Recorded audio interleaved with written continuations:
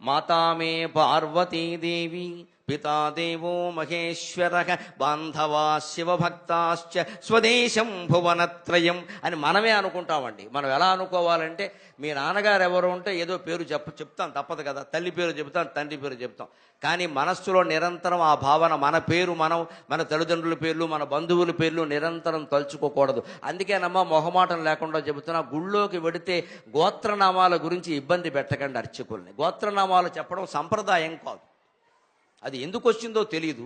గోత్రనామాలు చెప్పడం సంప్రదాయం కాదు. పైగా ఒక్క యజమాని పేరు చెప్తే చాలు. ఏదో నరసింహరామనామధేయస్య ధర్మపత్ని సమేతస్య సకుటుంబస్య సబాంధవస్య అంటే చాలండి. ఈ మధ్య అలా కాదండి, మా ఆవిడ పేరు చెప్పండి, ఆవిడ కోపం వస్తుంది, అందుకని దాంతో ఆగదండి. అబ్బాయిల పేర్లు చెప్పండి, అబ్బాయి పేరు చెప్పగానే పక్కనే కోడలు, మరి నా పేరు, కోడల పేరు చెప్పండి, మనవాళ్ళ పేర్లు చెప్పండి. చచ్చిపోతాడు ఈ అర్చక స్వామి ఇంతమంది పేర్లు చెప్పలేక. ఏమైనా జనాభా లిస్టా, ఓటర్ లిస్టా? మన అజ్ఞానంగానే దేవుడికి తెలియదండి. మనం వచ్చినట్టుగా నీ గోత్రం చెప్పి, ప్రవర చెప్పి, ఆధార్ కార్డు చూపిస్తే ఓకే అటెండెన్స్ చేసుకున్నాను అంటాడా? దేవుడు అంటే అదే. మనం ఎవరమో, మన గోత్రం ఏమిటో, మనం ఏమిటో ఆయనకి తెలియదండి. మనం ఎందుకు చెప్పమంటాం తెలుసు? అహంకారం అమ్మ లోపల. నేను వచ్చినట్టు నేను చెప్పాలి, నాకు తెలియాలి, నేను వచ్చినట్టుగా అక్కడ తెలియాలి. మా ఆయన పేరు సరిపోదు, నా పేరు కూడా చెప్పాలి. ఆడాళ్ళకి మొహమాటం లేకుండా చెబుతున్నానమ్మా, ధర్మపత్ని సమేతస్య అనే అనాలి, పేరు చెప్పకూడదు. ఎందుకోసం అంటే మొహమాటం వెళ్ళా. పేరు చెప్పితే ఆ ఫలితం ఆ పేరున్న ఆవిడికి చెందుతుంది. చెప్పకుండా ధర్మపత్ని అంటే ఖచ్చితంగా భార్యకే చెందుతుంది. మగాళ్ళ బుద్ధులు తిననైనవి కావు. ఇంక నేను వివరిస్తే బాగుండదు. రకరకాల వ్యక్తులతో గుళ్ళోకి వెళ్ళిపోయి ఆవిడ పేరు చెబితే ఈ ఫలితం ఆవిడకి వెళ్ళిపోయిందమ్మా.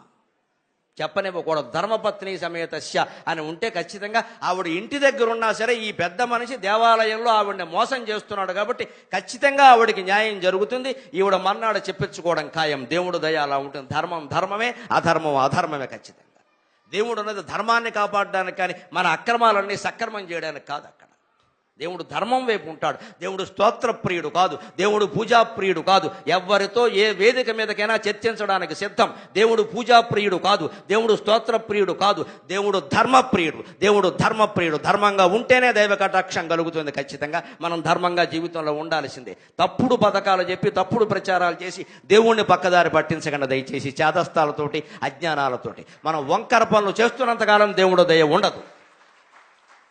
ప్రతి రూపాయి మనం ఎలా సంపాదిస్తున్నామో ఆలోచించుకుని తీరవలసిందే. లక్ష్మీదేవి పాలసముద్రంలో పుట్టిందండి. లక్ష్మీం క్షీరసముద్రరాజతనయాం. పాలసముద్రంలో అమ్మవారు పుట్టబెట్టండి, ఆలోచన చేయండి. హిందూ సంప్రదాయం ఎంత ఉన్నతమైందో అర్థం అవుతుంది. లక్ష్మీదేవి పాలసముద్రంలో పుట్టడం ఏమిటండి? సముద్రంలోంచి మనుషులు దేవతలు పుడతారా? పాలసముద్రం స్వచ్ఛత. పాలంటే స్వచ్ఛత, ఆర్ద్రత. లక్ష్మీదేవి పాలసముద్రంలో పుట్టింది అంటే మనం సంపాదించే ప్రతి రూపాయి పాలసముద్రంలో పుట్టాలమ్మా, పాపాల సముద్రంలో పుట్టకూడదు. దాని అర్థం అది.